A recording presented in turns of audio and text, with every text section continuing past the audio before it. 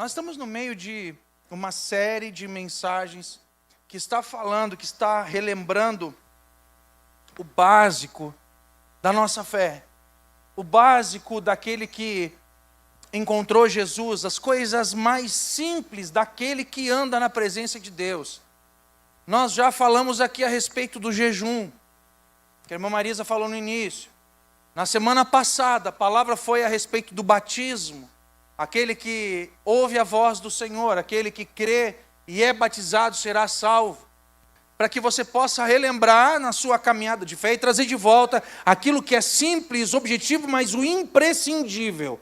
E hoje nós vamos trazer um assunto que é o trabalho na obra de Deus. Amém? Terceira epístola de João, no versículo 2. Vamos ler do 1 e o 2.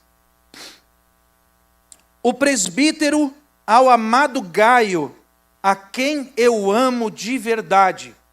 Amado acima de tudo, faço votos por tua prosperidade e saúde, assim como é próspera a tua alma. Amém? Repete assim comigo: Senhor, me dá uma alma próspera. Senhor, me dá uma alma próspera. Amém? Você pode sentar.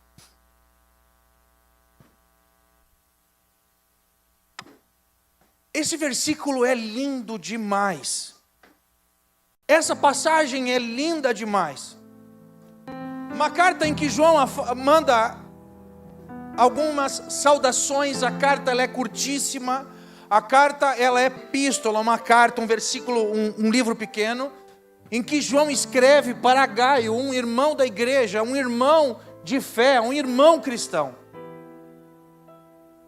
E olha o que ele usa neste versículo 2, olha a expressão que ele usa, e eu não vi algo parecido em outras passagens, como esta expressão. João está falando com Gaio, e está dizendo que eu quero que é a tua alma. Se existia algo que era marcado na vida de Gaio, é que a alma dele era próspera. Você já pediu a Deus, fora hoje, uma alma próspera? Alguma vez você se tocou de pedir para que Deus enchesse a tua vida e transformasse não o teu bolso, não os teus bens, mas que a tua alma fosse próspera? A gente fala muito, a gente sabe, a gente conhece, a gente busca muita prosperidade, muita. E não é pecado, não é ruim. Mas nós não podemos esquecer daqueles passos que nós damos ao conhecer Jesus. Os passos que nós damos ao deixar uma história de pecado, deixar uma história antiga e deixar uma história velha, para começar uma nova vida na presença de Deus. E algo que nos toma conta, algo que toma conta de mim e de você, algo que tomou conta do meu coração e da tua vida, foi o Evangelho de Cristo, a salvação e o amor de Deus, que fazem a gente ficar tão feliz que parece que a gente vai explodir, que a gente vai estourar. A gente precisa falar para todo mundo aquilo que a gente está sentindo. A gente precisa contar para todo mundo a felicidade que nós estamos sentindo. Isto é uma alma próspera. Deus vem com o seu poder, Deus vem com a sua graça, e Ele enche as nossas vidas. Aquilo que antes era tristeza se torna em alegria. Aquilo que antes era vazio se torna em abundância. E quando você tem abundância, você não guarda só para si, você distribui. Você passa também aos outros. Você leva aos outros.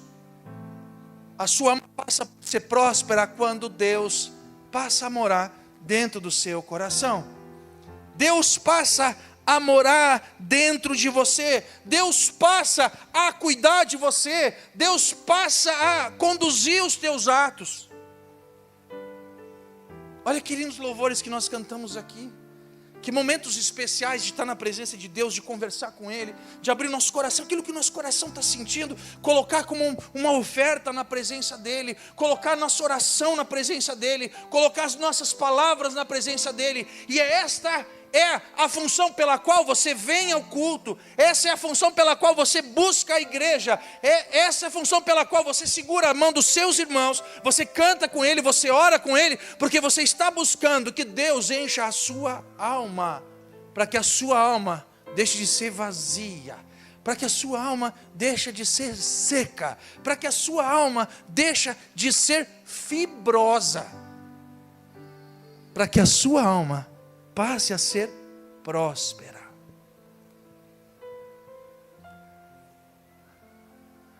Há uma passagem que fala de um menino que não tinha alma próspera.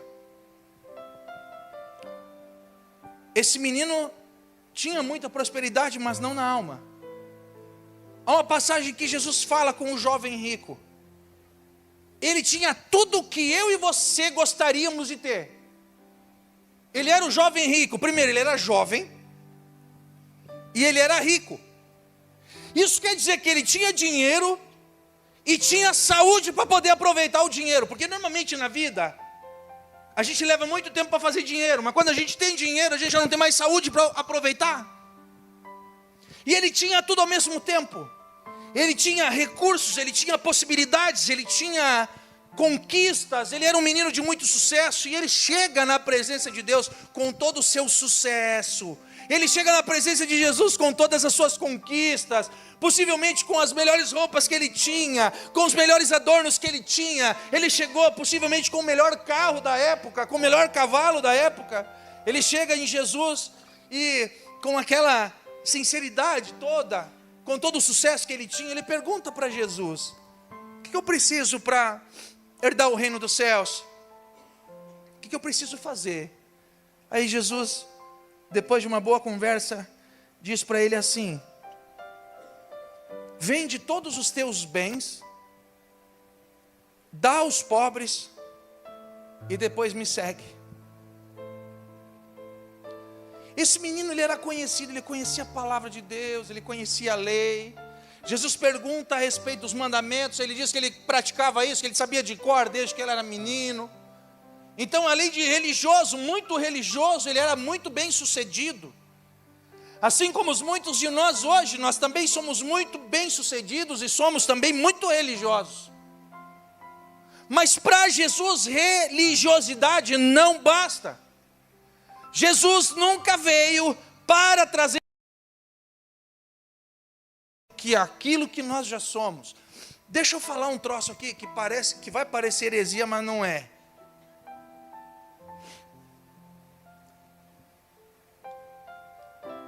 Jesus veio para libertar o povo, Jesus veio como Salvador.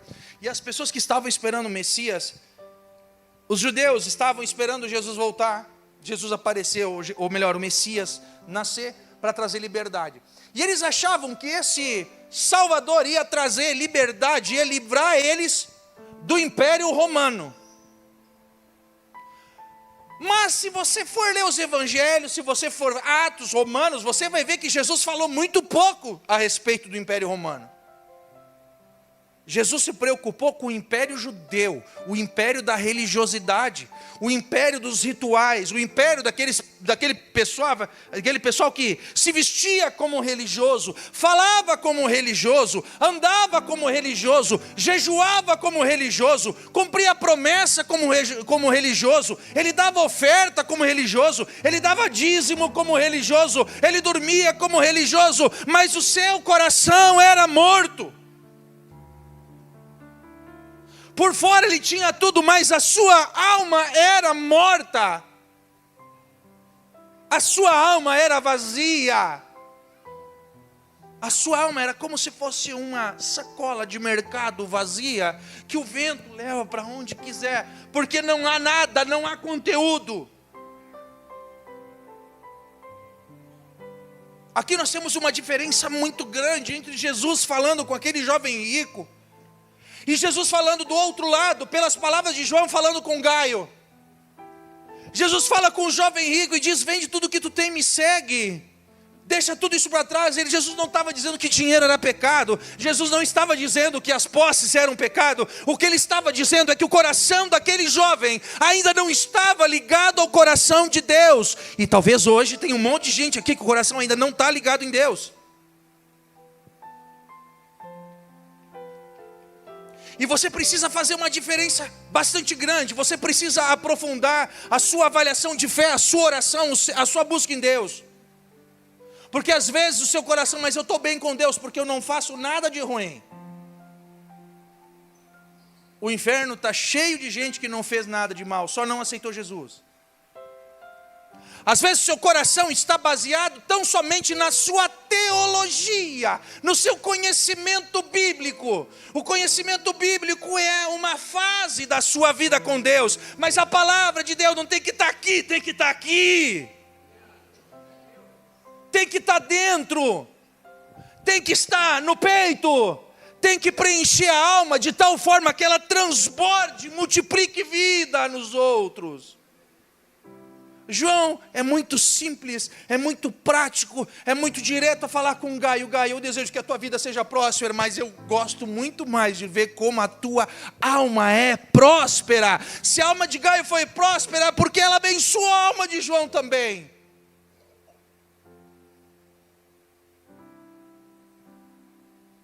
Vamos fazer aquilo que o pastor gosta. Olha para quem está do lado e pergunta: a tua alma está vazia ou é próspera?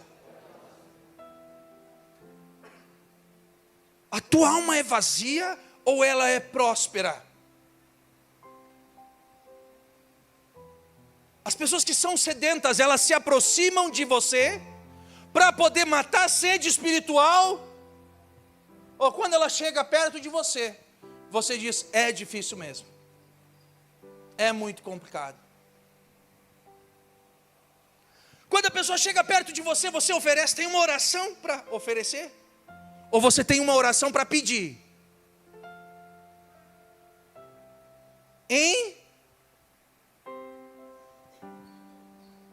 Você procura pessoas para oferecer oração ou para pedir oração?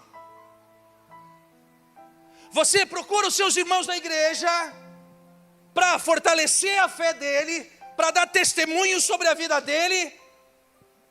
Ou você vai pedir: conta um testemunho porque eu estou morrendo, estou precisando aumentar minha fé, estou precisando 20 anos caminhando com Deus, 50 anos caminhando com Deus, pedindo oração, a alma seca como um deserto.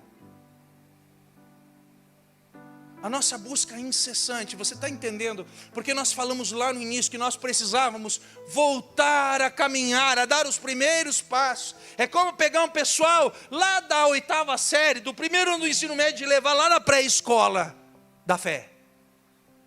Trazer todo mundo para a pré-escola da fé.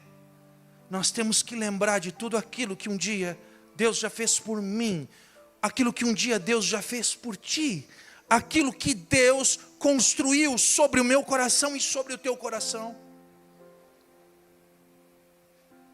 Nós precisamos andar na presença de Deus, nós precisamos buscar a presença de Deus, nós precisamos buscar a mão dEle, a fé, a confiança, a esperança. Olha bem o que Jesus fala, tem uma passagem que Jesus diz assim: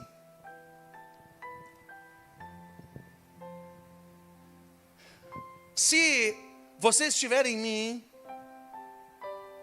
eu estiver em vós, eu estiver com vocês, as minhas palavras, vocês confiarem no meu nome, vocês farão obras maiores do que eu fiz. Vocês farão obras maiores do que eu fiz. Uma alma vazia faz o quê? Vai conseguir fazer? Alma vazia consegue fazer algo próximo do que Jesus fez?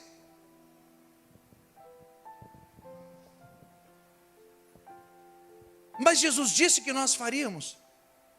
Jesus disse que nós seríamos. Sim, Jesus falou que nós teríamos potencial para fazer isso, que nós teríamos condições de fazer isso, desde que os nossos passos fossem os mesmos passos que Ele teve.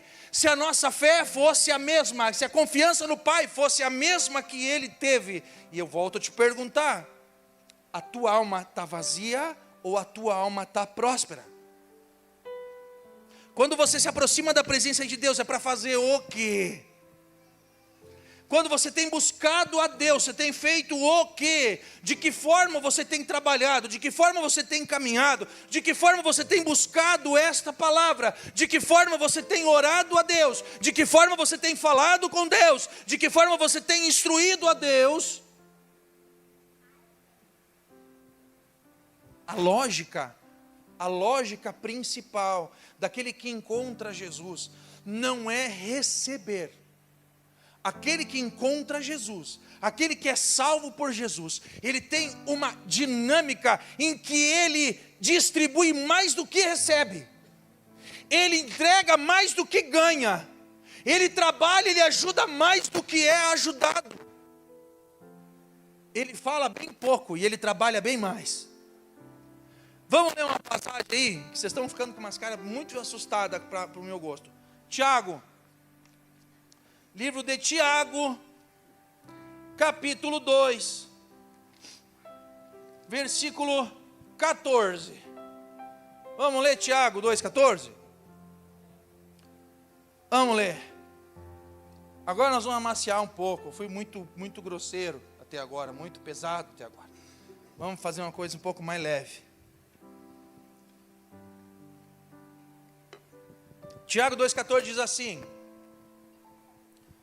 meus irmãos, qual é o proveito de alguém dizer que tem fé, mas não tem obras?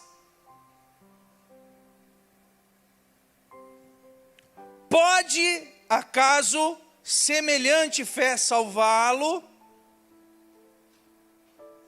Se um irmão ou irmã estiver carecido de roupa e necessitado do alimento cotidiano, e qualquer dentre vós lhe disser, vá em paz, fique aquecido e encha o estômago, sem contudo lhes dar o necessário para o corpo, qual é o proveito disso? Assim também a fé, se não tem obras, ela por si mesmo é morta. Aquele que é filho de Deus, aquele que encontra Jesus, que tem a sua vida transformada para Deus, uma das marcas que tem sobre a sua vida é o serviço. Aquele que é alcançado por Deus, uma das marcas que está sobre a sua vida é aquele que se empenha e faz a obra de Deus, porque pela obra de Deus o evangelho é conhecido, o evangelho conhecido traz salvação, e trazendo salvação você coloca pessoas no céu.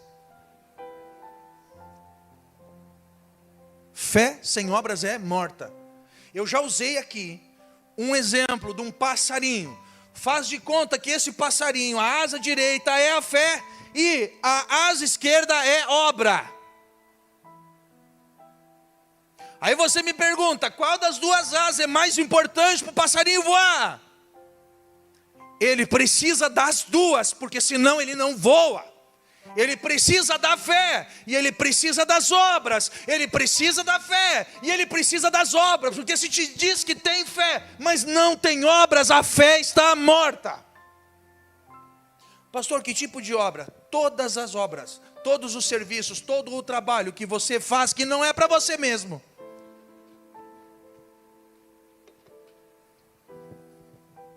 Olha o exemplo que a Bíblia traz, não fui eu que trouxe, não fui eu que inventei. Ele diz assim, e às vezes tem gente que faz isso, não é? Chega o irmão para ti e diz assim, está difícil lá em casa, a prateleira está vazia, estou passando necessidade. Aí você, como bom cristão, você levanta a sua mão e ora por ele. Você ora, a pessoa está passando necessidade, você sabe que ela está passando dificuldade, você ora em nome de Jesus. Vá em paz, porque o Senhor é contigo. Se você não botou comida na mão dessa pessoa, a sua oração não subiu. A pessoa vem dizer para você, as minhas crianças não podem sair de casa porque não tem roupinha para o frio, eu não tenho roupa para o bebê. Você vai orar, Deus vai te dar liberdade, Deus vai te dar saída, Deus vai fazer um milagre na tua vida. Virar as costas e foi embora, a sua oração não chegou no céu.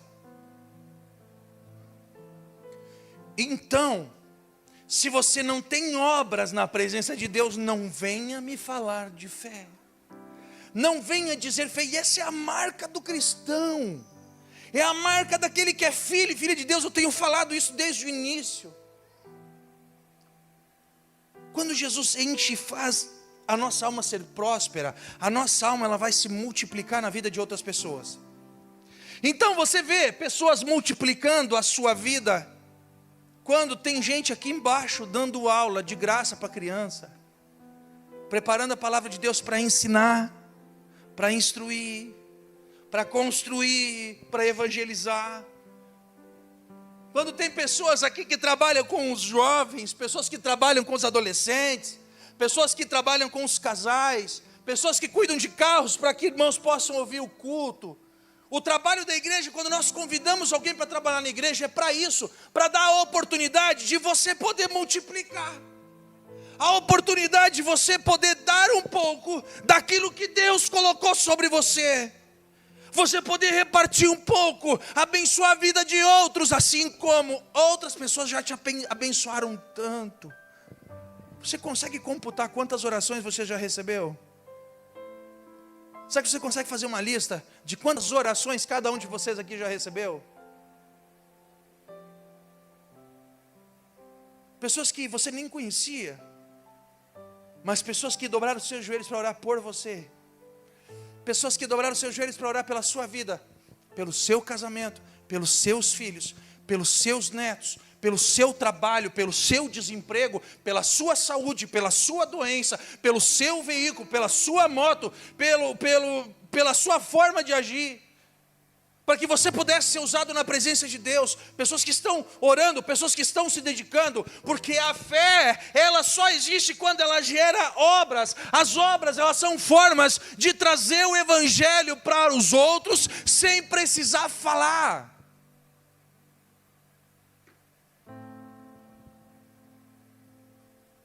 É visitar alguém no hospital.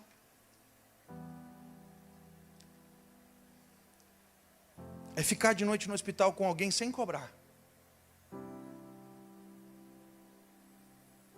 É emprestar o carro para alguém poder ir para a igreja, para alguém buscar Deus. É abrir a sua casa para que a palavra de Deus possa ser pregada. Atos simples, pequenos atos de amor. A alma que ela é cheia pela graça do Espírito Santo, ela começa a praticar pequenos atos de amor, pequenos atos de misericórdia, pequenos atos que trazem alegria, pequenos atos de cura, pequenos atos de satisfação, pequenos atos de esperança, pequenos atos que aumentam fé. Nós somos diferentes do mundo. Deus nos transformou. Lá fora, longe da presença de Deus, nós somos ensinados. Eu já falei inúmeras vezes aqui, estou repetindo de novo para que isso fique guardado no seu coração. Lá fora, nós somos ensinados a buscar os nossos interesses, a nossa alegria, buscar o nosso conforto. Aqui Jesus está dizendo: ama teu próximo como a ti mesmo. Ele fala para os maridos: amem as suas esposas, que o seu desejo seja para eles. Pais amem os filhos, filhos amam os pais. Note que a palavra nunca está dizendo para você: olha para dentro, sempre olha para fora. A única vez que a palavra vai dizer para você olhar para dentro é quando você tem que buscar aí dentro os seus pecados, para tirar eles daí, colocar na cruz que Jesus já levou e já perdoou. Fora isso, o seu olhar é para fora, é para o irmão, é para a irmã, é para a criança perdida, para o irmão perdido, aquele que não tem Jesus, aquele que encontrou Jesus, mas está fraco, aquele que está caído, precisa se colocar de pé.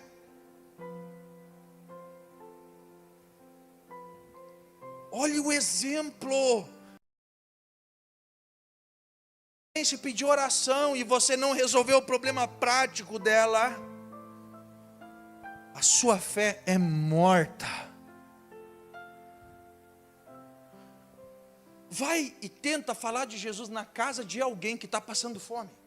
Vai lá, vai lá. Ou tem uns convites, né? Que o pessoal fala: vai pregar sobre prosperidade lá no sertão do Nordeste, sertão nordestino. Vai lá na secura, vai lá na sequidão, vai lá falar. Vai, testa a sua palavra. Você vai ser envergonhado se você fizer isso. E nem precisa ir tão longe. Aqui, na vida de quantas pessoas nós temos multiplicado as bênçãos que Deus nos deu? Nessa semana, na vida de quantas pessoas você multiplicou as bênçãos que Deus te deu? Nesta semana. Olha para cada lado e pergunta, só para constranger. Quantas pessoas, olha para o lado e pergunta, quantas pessoas você abençoou essa semana? Quantas? Ih, vergonheira. O bom é que está em família, porque um olha para o outro e pergunta e vai saber se está mentindo. Muitas. Quantas pessoas você alcançou? Quantas pessoas você abençoou? Para quantas pessoas você multiplicou? Em quantas pessoas você chegou? Deixa eu fazer um pequeno exemplo aqui, né, de mentalidade. Porque Jesus ele vem, nos ensina, a palavra nos ensina sobre esses atos. Você vai olhar, quando a palavra fala a respeito de dízimos e ofertas, isso vai ter um momento para a gente falar também. E vem falar sobre obras, ela está querendo te ensinar um negócio que naturalmente você não é. Nós não somos naturalmente generosos. Você não é generoso por natureza. Você não é. Nós não somos. O que é meu é meu. O que eu tenho é meu. E o que é da minha esposa é meu também. Eu estou falando isso por um exemplo, tá, amor? Só por exemplo na mensagem. Tudo que é meu é teu. Eu até me perdi. Eu ia dar um exemplo. A palavra de Deus, ela é integralmente generosidade. Generosidade é aquilo que você faz de graça, você faz gratuitamente. A palavra fala graciosamente. Repete comigo, graciosamente. Você fala aqui, gracioso, não é uma mulher graciosa que tem movimentos leves. A graciosidade não tem a ver com isso, ela tem a ver com gratuidade, tem a ver com amor. A marca que há sobre a minha vida e a sua vida é a marca da generosidade. Deus nos ensina a ser generosos. Um pequeno exemplo, com todos os seus respeitos, com todas as suas limitações. Estados Unidos. Uma coisa que eu vi nas últimas 25 vezes que eu tive vontade de ir para os Estados Unidos. Eu nunca fui, mas tive vontade 25 vezes. Existe uma realidade nos Estados Unidos de pagar gorjeta. Quem aqui gosta de dar gorjeta diz amém. Quem aqui gosta de dar gorjeta? Eu estou há 40 minutos falando de generosidade. Ninguém foi capaz de dizer eu gosto. Na cultura americana, é tradição você entregar gorjeta. Porque você é ensinado, não pela Bíblia uma parte, mas eles entenderam um princípio que funciona pela palavra de Deus, mesmo que eles não a conheçam. Quanto mais você entrega, mais você recebe. Então há uma tradição, em que em todos os negócios que você vai, a pessoa que entra num restaurante, que entra numa padaria, que entra num serviço, ela vai comprar, mas não precisa pedir, não precisa colocar placa, ela vai dar a gorjeta.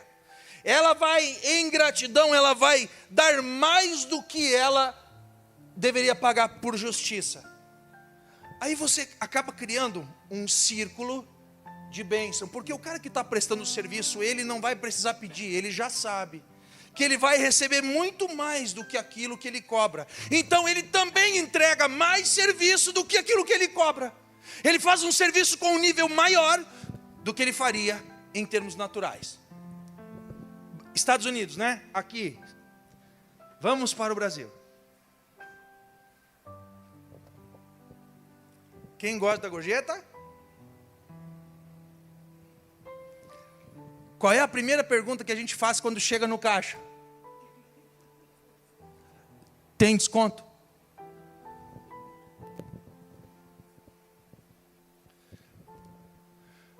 Você já viu aqueles restaurantes que diz assim, prato de comida com 2 carnes, R$15? Quantas carnes o brasileiro bota? Ele bota 2 por baixo, tapa de arroz, bota mais uma no meio da massa e bota 2 por cima. Não é assim?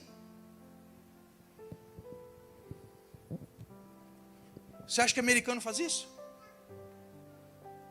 Quanto mais eu entrego, mais eu recebo. Brasileiro. Quanto mais eu puder, mais eu vou tirar. Quanto mais eu puder, mais eu vou sugar. Aí na cabeça do brasileiro, Davi está aqui, não vai, pastor Davi não vai me deixar mentir contabilmente. Salinha entrou na minha padaria, vai comprar 10 cacetinhos, né? Eu vou fazer um sanduíche, uma torradinha para ele, custou R$10, ele vai me dar 12. Porque ele vai me abençoar. Eu vi o Salinha entrar na minha padaria. Ele vai pedir de 20% de desconto. Não vai custar 10, vai custar 12. Eu sei que ele vai me pedir desconto. O que eu vou fazer? Eu vou aumentar o preço. Aí ele está achando que está ganhando grande coisa. Eu também estou achando que estou ganhando grande coisa comprando mais. Eu entro num ciclo, numa forma de pensar em que eu estou sempre encontrando uma forma de tirar um pedaço de alguém, de tirar uma vantagem de alguém, de fazer com que as pessoas não entendam, que as pessoas sejam ludibriadas. Mentalidade de família, vai me respeitar que o exemplo que eu vou usar agora aqui. Mentalidade de filho único. Mentalidade de família, eu entrego bem mais do que aquilo que eu recebi. Mentalidade de filho único, eu mereço ganhar bem mais do que eu ganhei.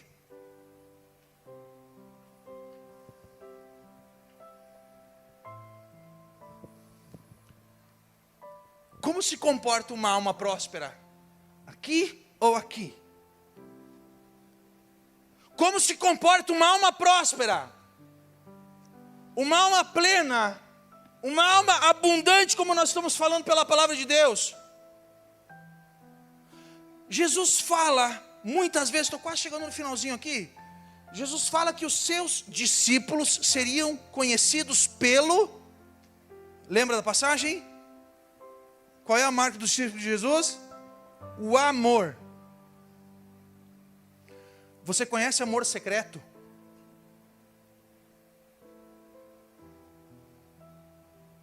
Até o admirador secreto manda cartinha, não faz? Ele faz um ato, ele cumpre alguma coisa. Mas não existe um amor sigiloso. Amor sigiloso é a mesma coisa que não ter amor. Porque se você não tem obras, se você não tem atos, esse amor não existe. Jesus disse que os seus discípulos seriam reconhecidos pelo amor. O que é o amor? E como ele se lhe apresenta, como esse amor ele é identificado? É quando ele é praticado, é quando ele é entregue, é quando ele é manifestado. É no abraço, é no aperto de mão, é no carinho, é no rancho que você leva para alguém sem pedir, é no cuidado que você tem, é no empréstimo que você faz, é na disposição que você tem. Pastor, o que eu ganho com isso tudo? Quando você trabalha para Deus, você acha que você vai ganhar, quando na verdade você já ganhou antes. Ele te deu antes, Ele te premiou antes, Ele te abençoou antes, Ele te entregou antes, Ele te abençoou antes, Ele te deu vida antes, Ele te salvou antes. Você apenas está agradecendo um pedacinho daquilo que Deus te fez. Você está entregando apenas um pedacinho daquilo que o Pai entregou dentro do seu coração, dentro da sua casa, dentro da sua vida. Quando houver um convite, quando houver um chamado, quando houver algum ato, quando houver alguma manifestação em que você tiver a oportunidade de fazer algo para Deus, levante-se de pé, levante-se disponível. Levante-se e trabalhe na presença de Deus. Faça a vontade de Deus. Faça pela vida dos outros. Fala na vida dos outros, no coração dos outros, no tempo dos outros. Isso é prova de que você entendeu o Evangelho, de que você entendeu e você compreendeu a palavra de Deus. A palavra de Deus, ela só existe pelo Evangelho, se esse for um Evangelho vivido, e não somente um Evangelho falado, um Evangelho que é praticado, e não só um Evangelho escrito, um Evangelho que faz parte da tua vida, e não somente dos teus livros. Para terminar, 2 Timóteo,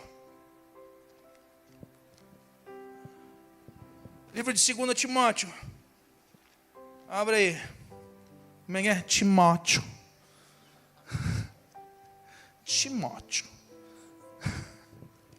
eu fico debochando daí, eu não acho, aqui ó, viu? Vai lá, 2 Timóteo, capítulo 1, sumiu aqui pô. Vocês, põe lá para nós. 2 Timóteo, capítulo 1, versículo 3. Outro versículo lindíssimo, simplíssimo, que eu acho lindíssimo, maravilhoso. Maravilhoso. Delicado com a palavra de Deus. Está aqui, ó, voltou para a minha Bíblia. É sinal de Deus para eu parar de ficar debochando dos outros, né? 2 Timóteo 1. Eu acho essa passagem lindíssima. 2 Timóteo capítulo 1, versículo 3 diz assim. Lembra, nós estávamos falando antes de João escrevendo uma carta para Gaio. Diz que a alma dele era próspera. Agora olha só que delicadeza essa passagem. Paulo escrevendo para Timóteo. Eu dou graças a Deus, a quem, desde os meus antepassados, sirvo com consciência pura, porque sem cessar, me lembro de ti nas minhas orações noite e dia. Paulo lembra de Timóteo noite e dia nas suas orações. Lembrado das tuas lágrimas, estou ansioso por te ver, para que eu transborde de alegria. Paulo está olhando para Timóteo dizendo, eu quero te ver, porque quando eu estou contigo eu transbordo de alegria. As bênçãos de Deus que estão sobre a tua vida transbordam sobre a minha. Pela recordação que eu guardo da tua fé sem fingimento, a mesma que habitou em tua avó Lóide e em tua mãe Eunice, e estou certo de que também em ti.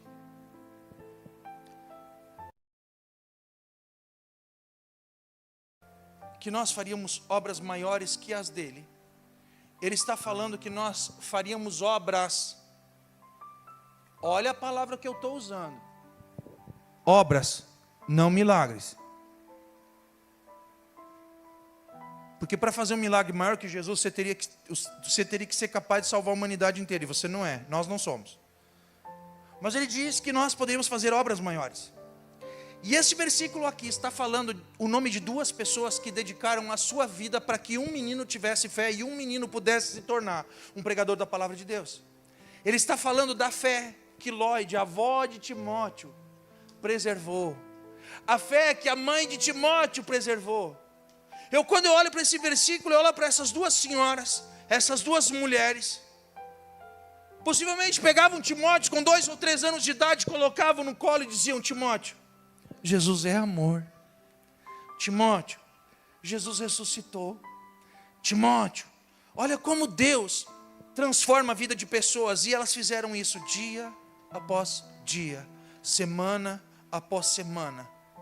Não ficaram famosas, não tiveram outras notícias a respeito dessas duas mulheres, mas elas fizeram a vontade de Deus dia após dia, mantendo a fé de Deus no coração desse menino Timóteo, que veio a se tornar um grande amigo do apóstolo Paulo, que viajou com ele por muitos lugares, fez muitas pregações. O seu nome entra na história, não só por ele, mas pelo nome de duas mulheres que foram esquecidas pela história, mas ouviram o Evangelho, ouviram a palavra de Deus e colocaram em prática, em obras, a fé que elas receberam de Deus. A fé de Lóide e Eunice não era morta, porque elas investiram tempo, elas investiram oração, elas investiram palavra na vida de uma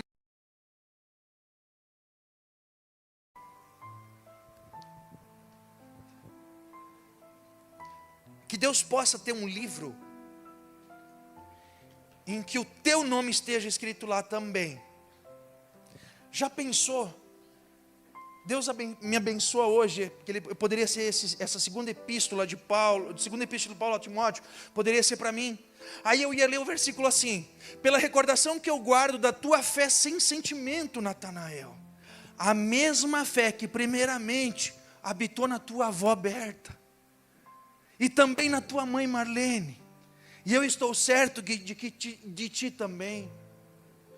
Que Deus possa olhar para você, essa fé que vai passando de geração em geração, a fé que você recebeu e que você prega para os seus filhos, que você transforme esse evangelho em obras dentro da sua casa. Não precisa ser numa igreja ou fora do país, dentro da sua casa. Que essa fé que Deus nos manda se transforme em obras dentro da tua casa, com a tua esposa, com o teu esposo, com os teus filhos, com os teus vizinhos, com os teus parentes. Se você não tem obra, a sua fé está morta. Se você não trabalha para Jesus, a tua fé está morta. Se você não faz nada para Jesus, a tua fé já está morta. A Bíblia não fala que ela vai morrer, ela já morreu. Mas hoje é dia de ressuscitar a fé. Hoje é mais um dia que você tem para poder ressuscitar a sua fé. Amém? Vamos orar. Você pode se colocar de pé um pouquinho? E olha, eu pedi para Deus me dar uma mensagem coach hoje, para vocês ficarem felizes. Todo mundo com cara de borrado, né? Aí aquela, Deus vai falar, vai passar. É tipo nós puxando de orelha nos filhos, ficam emburrados, aquela coisa, 3, 4 dias, 6 meses depois eles voltam e ficam tranquilos de novo, começam a falar de novo. Eles ficam bravos, mas depois eles voltam a conversar, porque sabe que é verdade a palavra que a gente traz. Tem gente que vai sonhar hoje com o que eu falei aqui. Vai sonhar. Vai ver o velório da fé. Você vai ver hoje nos seus sonhos o velório da sua fé. Se a tua fé está morta, se ela está moribunda, se a tua fé ainda está na UTI, se a tua fé está indo para a UPA, se a tua fé está gripada. Que Deus abençoe seu coração para que a sua fé se torne em atos de fé, atos de amor, atos de graça, atos de misericórdia. Feche os olhos e coloque a mão sobre o coração. Senhor, eu venho pedir que a tua palavra se torne vida na vida dos seus filhos e filhas. Que a tua palavra se torne alimento, que a tua palavra se torne remédio, cura na vida dos teus filhos e filhas. Eu te peço todos os dias uma igreja viva. Eu te peço todos os dias uma igreja relevante. Pai, nós começamos assim, talvez lentos, talvez, Pai, desconfiados, mas sempre com esperança de que a tua palavra vai nos colocar de pé. Por isso, olha para cada um que está aqui nesta noite. Coloca dentro dos seus corações o amor pela tua obra, o amor por fazer trabalhos para ti, o amor, Senhor, por fazer o trabalho do teu evangelho, de levar o teu amor, o teu carinho, a misericórdia, de levar a tua palavra, de levar a tua face, de que fazer com que pessoas te conheçam, pessoas sejam alcançadas pelo teu amor, pela tua graça, pessoas sejam alcançadas por aquilo que tu és, que assim como nós aqui fomos transformados, outros tantos também sejam. Te pedimos, Pai, nos permite ser instrumentos da tua vontade. Permite, Senhor, sermos instrumentos, Senhor, da tua vontade. Levanta, Senhor, homens e mulheres para a tua obra. Levanta homens e mulheres para fazer trabalhos a ti, Senhor. Levanta homens e mulheres dispostos, homens e mulheres valentes, Senhor, para estar na frente daquilo que tu precisa, da tua obra, na frente, Senhor, dessa colheita que nós temos a fazer, na frente dessa colheita muito próxima da tua volta. Pai, que a tua volta não encontre esta igreja inútil. Que quando tu vieres, Senhor, tu não olhe para ninguém desta igreja sentado de braços cruzados. Que não haja almas inúteis aqui. Que não haja fé inútil. Mas que todos sejam produtivos, frutíferos. que todos sejam multiplicadores de fé, multiplicadores de milagres, multiplicadores de esperança, multiplicadores de salvação. Olha para cada mente que desconfiou, para cada pessoa que não se achou digno da tua vontade, cada pessoa que cansou, cada pessoa que se abateu. Eu te peço, Jesus, alcança. Eu te peço, Senhor, faz o teu milagre mais uma vez. Eu te peço com o teu Espírito, da ousadia, da força, da confiança, de fazer a tua vontade mais uma vez. Assim eu oro, assim eu peço, e assim eu já te agradeço, porque eu sei que tu ouve a nossa oração, em nome do Pai, do Filho e do Espírito Santo de Deus. Amém e amém. Amém. Aplaude o Senhor.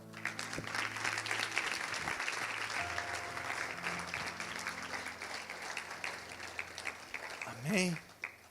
Você vai ter oportunidade de ser frutífero na presença de Deus. E quando a oportunidade vier, não abra a mão, não se esconda, não vire as costas. É Deus te chamando, é Deus te convidando para ser útil e próspero.